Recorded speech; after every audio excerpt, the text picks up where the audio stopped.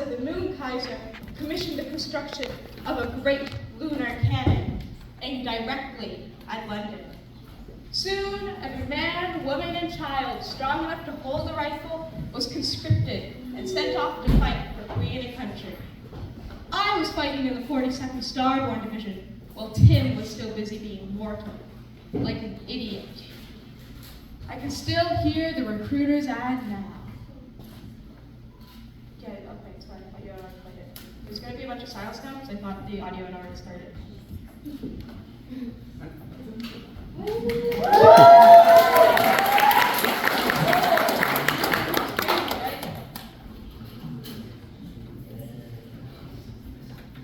I thought the audio had already started, but it didn't.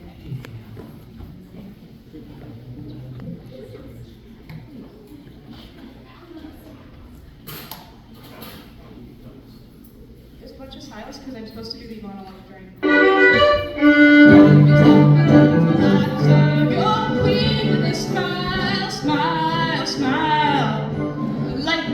Your Lucifer and burn unclean. Smile, boys, that's the style.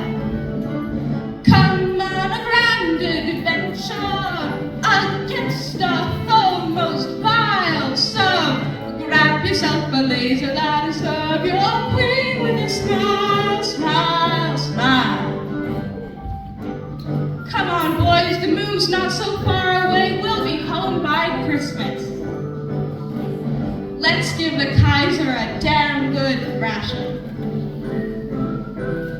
Lenny won't know what hit him. So join the Starborn Infantry and serve your country.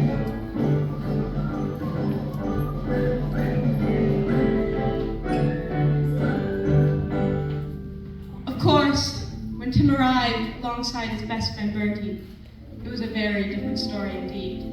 The surface of the moon had been abandoned for decades, so all the fighting took place underground, in vast caverns and tunnels that riddled the surface. It was muddy, it was cold, it was damp, and it was pitch black, aside from muzzle flashes, or your comrades catching fire as the invisible beam of heat spread through no man's land.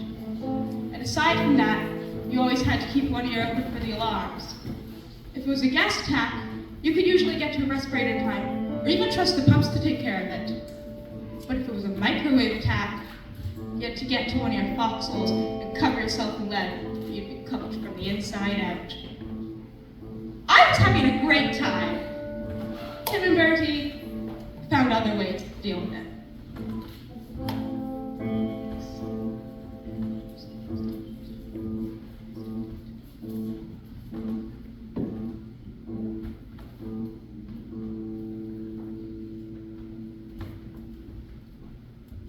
Gassed last night, and gassed the night before.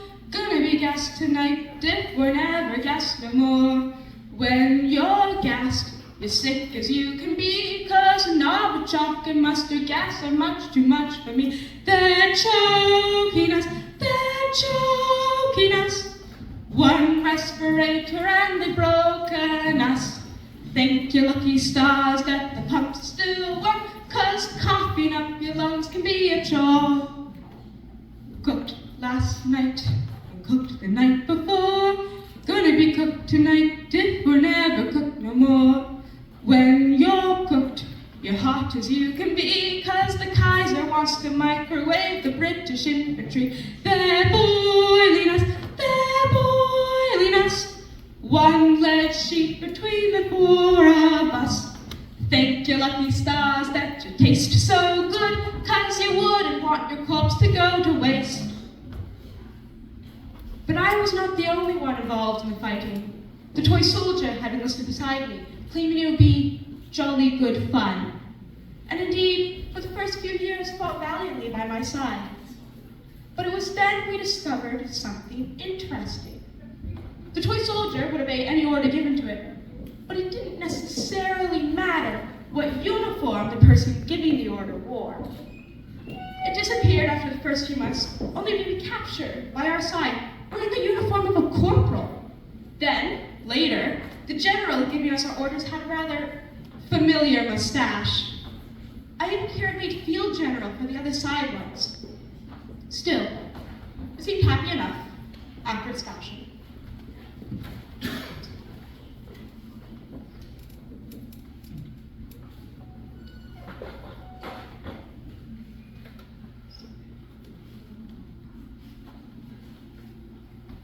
It's really hard to time things when the silence is on. When little generals play at war, they don't care what they're fighting for. Playing on battlefields or ride with soldier toys, bereft of life, marching ever through the black. Orders fly, retreat, attack, whoever commands, enjoy your face.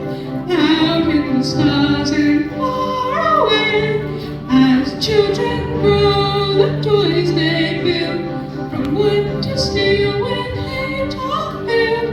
Corporals, generals, march as planned, their lives in every patch of sand, marching ever through the black. Orders fly, retreat, attack, whoever commands, enjoy your face. Out in the stars and far away.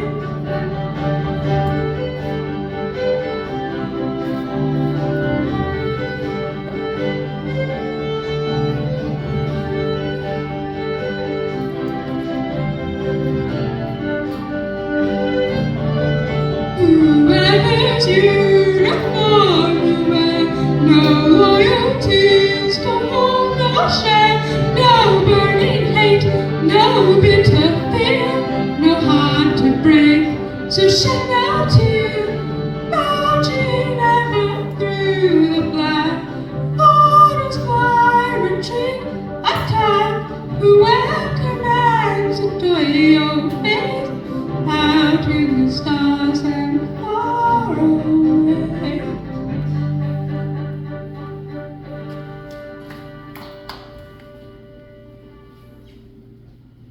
The war continued like that, grim, desperate tunnel warfare, for about 3 or 4 more years, until Tim's best friend Bertie did what young men at war are prone to do, and died.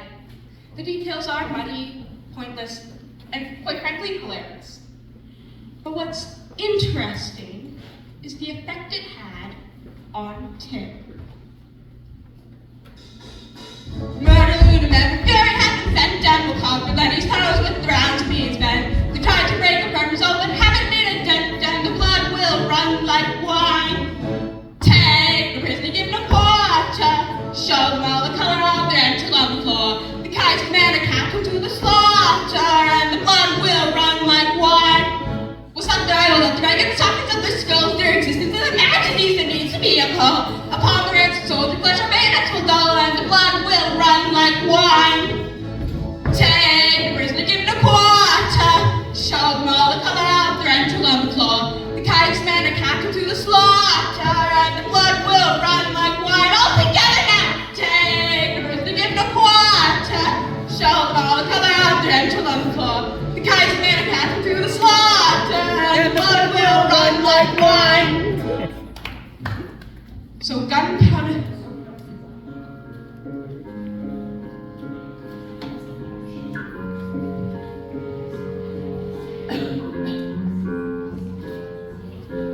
Gunpowder Tim cut a bloody red path through cannon and through infantry, dealing out his wrath. Battalions were gathered and charged with his destruction, but all of them fell to his command of corruption. Such violence can't last though, and Tim's luck ran dry when a Lenny lined a rifle up and let the lead fly. When he awoke, he was chilled to the bone, kneeling unarmed at the moon Kaiser's throne. But the Kaiser just smiled with his crown all askew, saying, "Well now, my friend, it's a pleasure to meet you. It seems you've made a habit of hacking up my voice, so return the favor with all the means I can employ. An extended execution, by royalty appointed, and I warn you, the last one left me very disappointed." So the Kaiser opens up a box and shows you to my head.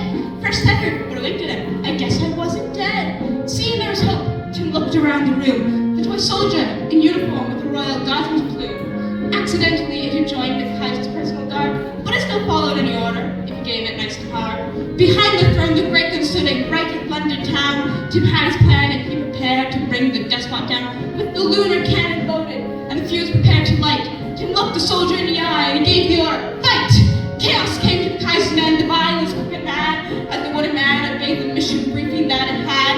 I spun my severed head and bit the Kaiser on the nose. He screamed in shock and dropped me, so I went after his toes. Confusion draped took his leave and ran towards the gun, and spun that I also right around the cannon barrel spun. He didn't know the fire codes, that wouldn't stop him long, for the brutal hymn of Gunpowder remained his favorite song.